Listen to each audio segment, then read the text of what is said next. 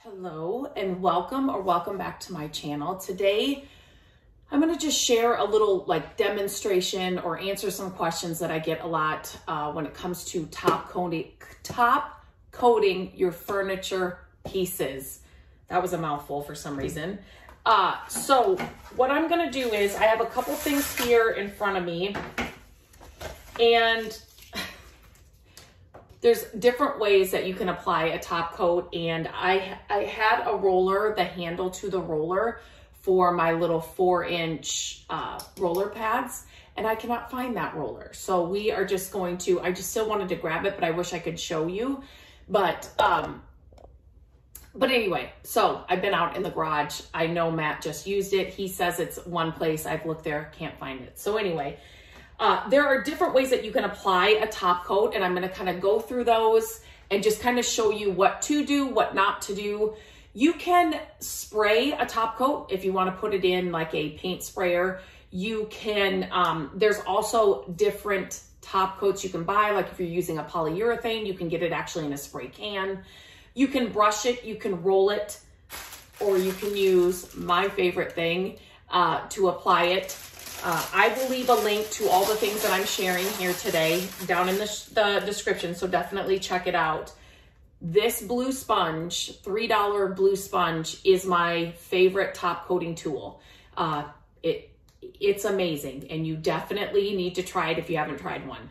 But anyway, so there's different ways that you can apply a top coat. There are different kinds of top coats, you know, varnish, wax, you know, just a regular top coat, polyurethane. There's a ton of different kinds. So it depends on what you're looking for in the end. Maybe it depends on the use and how the piece of furniture is going to be used. All of those things come should be coming into your thought process when you're choosing a top coat. Next is you need to think about where you are applying the top coat, meaning are you doing it outside, inside? If you were doing it out, you need a well-ventilated area for some of the more strong top coats, polys, you know, though varnish. Sometimes it just depends again on what you're using. The top coats that I love to use, I can use them in my home. I can put them, you know, on inside our home. But if you're using some of those stronger ones, you definitely want to do it outside in a well-ventilated area, but you can't just do it in any weather, right? So it's kind of like paint. You can't paint when it's super hot, super humid, freezing cold outside, right? Top coat is the same way. You definitely need ideal conditions so that it turns out the way it's supposed to. So you could apply a top coat.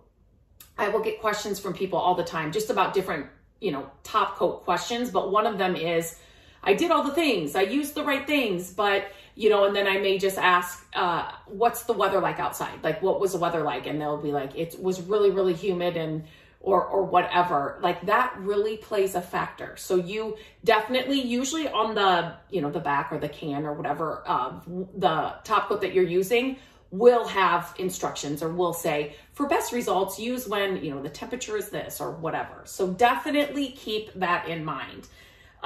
So, you know, and you can use like a respirator, a mask, again, depending on what kind of top coat you're using. You definitely just think of all those things when you're choosing your top coat. Now, before I even get started with anything, I do want to share, it's kind of stuck there.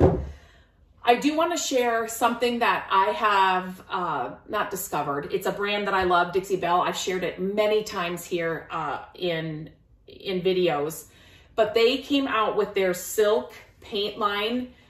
And I'm telling you, if you want to not have to worry about 3 separate products with a primer, a paint, and a top coat, and those 3 separate steps and all of that, this is what you need. This is what I grab 95% of the time if I am painting something, because it has all of that in there. The primer, the paint, the top coat is all right here. So I'm not having to grab another top coat and another can for a primer. It's all in here. It's done. This was created to, and this is not a post or not a video just about silk. I just want to tell you these options because like things like this are game changers, especially if you're a beginner or you're somebody like me that's been doing this for over 20 years and you want to cut back on your time and how long it takes you to get projects done. This is it. It was created you don't have to add a separate top coat onto, like, I just have this little stool here. That's why I picked these up, because they're great for demonstrating with these videos. But, so right now I have painted it. I put 2 coats of this. The color is Acadia. It's really, really pretty. 2 coats of this on this stool. It's done. It's ready. Like, it's top coated. It was primed and it's painted. It's done. They do have, if you want to put an extra top coat on, they do have what's called extra coat for the silk line. So you can definitely do that. I will leave a link to it in the description, or yeah, into the description of this video. Sometimes the only time that I would do that is if I'm painting a piece of furniture that's going to be used a lot. Maybe it's like, your coffee tables, or like a dining room table, or, something that's going to be used a ton. I may add the extra coat on top of it. One thing I don't love about the extra coat is you can see here that this gives kind of a flatter finish. That's my favorite finish when I'm painting. I like the flat look. But the extra coat will definitely leave a sheen on this if I were to put that on. I did not grab the extra coat. And you can use their regular clear coat on here too if you wanted to do that, if that's what you have. But I didn't grab the extra coat to show on this. But just remember that too. That's something else to remember. So your top coats, no matter what brand or what kind you're using, you need to know what kind of sheen they're going to leave you with. Because if you love the look of this and then you put on like a high gloss, poly or something, it's not going to look like this. It's definitely going to be shinier, if that makes sense. One thing I love about Dixie Belle, again, this is not a post just about Dixie Belle, or a video, sorry, is their clear coat comes in different sheens. So there's a flat sheen, a satin sheen, and I want to say a gloss or a high, like there's one step up from that. Their flat is my favorite because, again, it's going to look like this, but it's going to give you that top coat. Satin is a little more forgiving, but it is going to give you that satin sheen, if that makes sense. So those are just kind of all things to think about. Dixie Belle has got it all. You can just buy the can of paint and it's done for you. You can grab their extra coat, or they have the different sheens of their clear coat. And that's what I love to use. I am going to share, just for this demonstration, the Dixie Belle clear coat, just so you can, that's what I have. That's what I have here. It's what I use. Like I said, that's all I use, really. I'm trying to think of another one. If I've got a project where like a spray can, or I just need some poly on something, I might buy a spray can of polyurethane. But I haven't done that in a long, long time. This is basically for your furniture pieces. Not that you can't spray poly on them if that's what you want to do. So, like I said, one thing that people will say is, I'm getting bubbles in when I am applying a top coat. Do not shake this can. Do not shake it.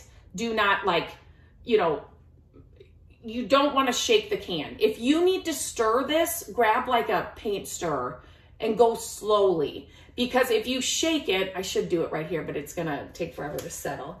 If you shake it, you're going to get bubbles in it, right? So yeah, there's none. Well, there's one, actually, you're not going to be able to see that, but there's one in here. But this will get like fizzy, not fizzy, but do you know what I mean? Like, it'll get a ton of bubbles. If I were to shake this, all of that would be full of bubbles, and then you're, putting it onto your piece. So you don't want to shake this. Like I said, use a paint stirrer if you think you need to stir it. And then the next biggest thing is brush strokes. So if you are applying a top coat with a brush, you may see brush strokes. So that's why I love this. I love this because you don't get any brush strokes. It's $3. It's like the best investment. It's in every one of my orders. It goes on so smoothly. You can maneuver it to get into all the little areas. But if you just have a brush on hand, one thing you can do is I'm just going to use, can't see that.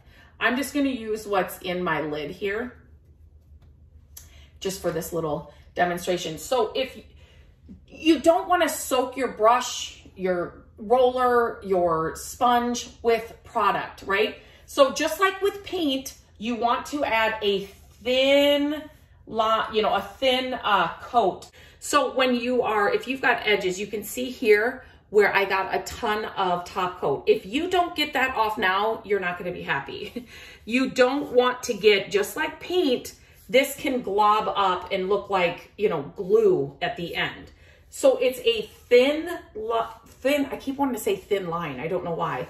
It is a thin coat of top coat. So just like paint, you can build on this.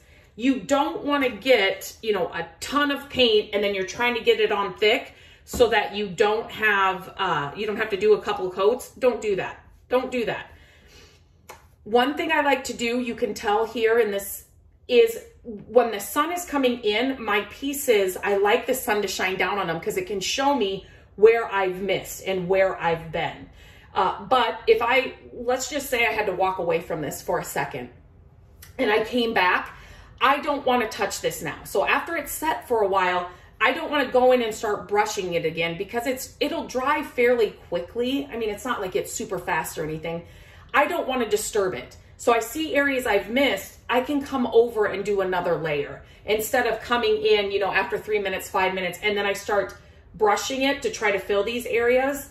Then that's going to gunk up. I say gunk up, but you know what I mean? You can pull it away as it's drying. So it's like pieces of top coat that you would be pulling off.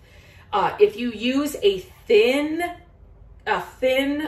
coat of top coat, you will not get those brush strokes. If you're worried about it, always have a roller near you, just a dry, new roller with the actual roller stick. And then you can just go over it with, after you've brushed it on. You can also use a roller to apply a top coat, which would be after this, I would probably use this. But the same thing with this, you don't want to soak this with top coat.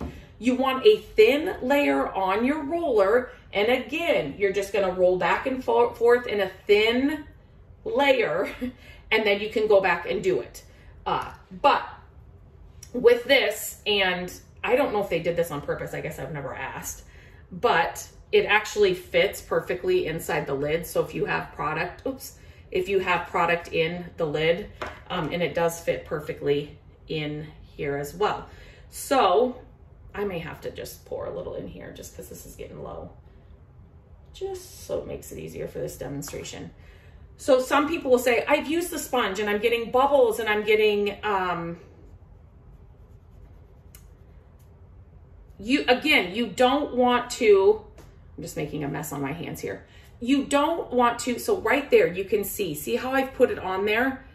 You don't want a lot of excess on there, and you don't, if I were to push this in and push it in and push it in, I'm gonna get a ton of bubbles on here, and I'm gonna have too much product on my sponge. Again, this is a process. So it is a thin layer, not a ton of pressure, back and forth. I did just go over that just because I'm trying to do this to demonstrate this, and so you don't have to watch it drying forever. But it's not a lot of pressure. Now, if I were to go down on this and really squeeze my sponge and try to get more product out of it, then you're gonna run into the bubbles and all of that. So here's the thing. This is something actually my dad taught me when we bought our first house and we're painting the walls, and no matter what you're using, a brush, a roller, whatever, let the product and the tool you're using, so a paintbrush, a roller, the sponge in this case for this project, do the work. If you are having to squeeze out the top coat, there's not enough product on your whatever you're using, the brush, the roller, the sponge. You shouldn't have to do that. You want to load whatever it is you're using.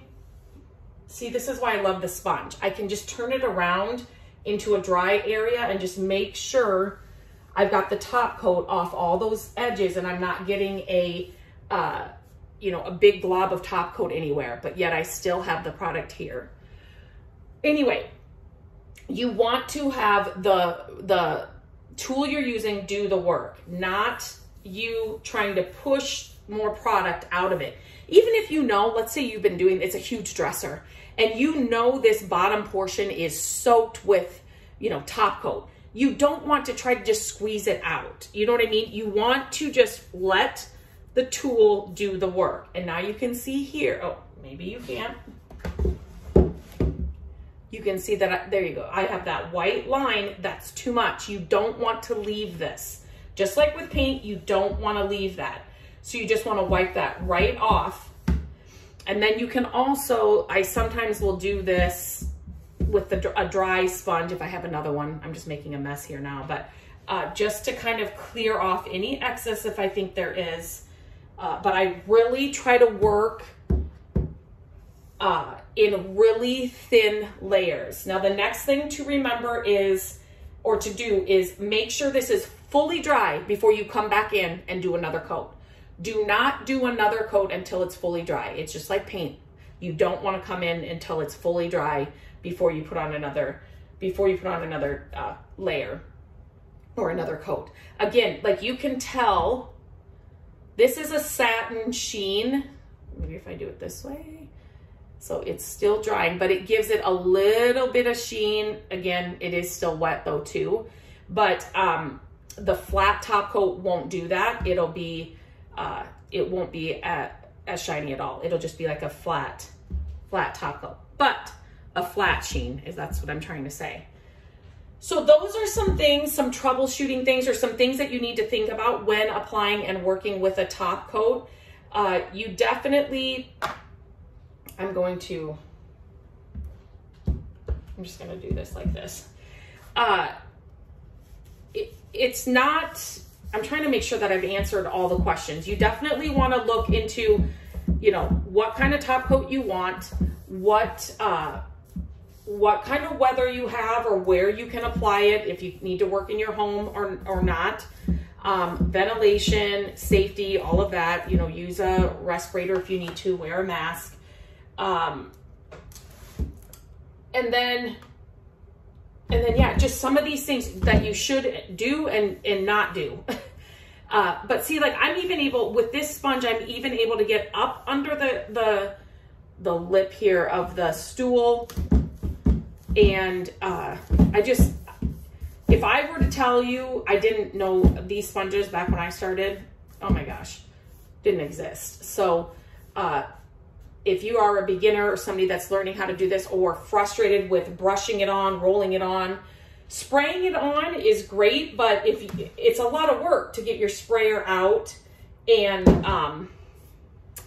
you know, to clean it out and all of that. So if you're frustrated, try the sponge and see what you think about that. One other thing, as I'm doing this here, just like with paint, as I'm, you know, going over edges, you know, like that line, this is just like paint. So I can get a line or a big glob of top coat on the edges. So you want to make sure that you're cleaning the edges as you go, because just like paint, you could get, you know, a big glob of top coat, and then it's starting, you gotta sand it all again and all of that. So you can build on this too. You can do multiple layers. So don't think that it's not fully covered. If it's not, let it fully dry and then come back in and put on your next layer. So I am just going to let that dry.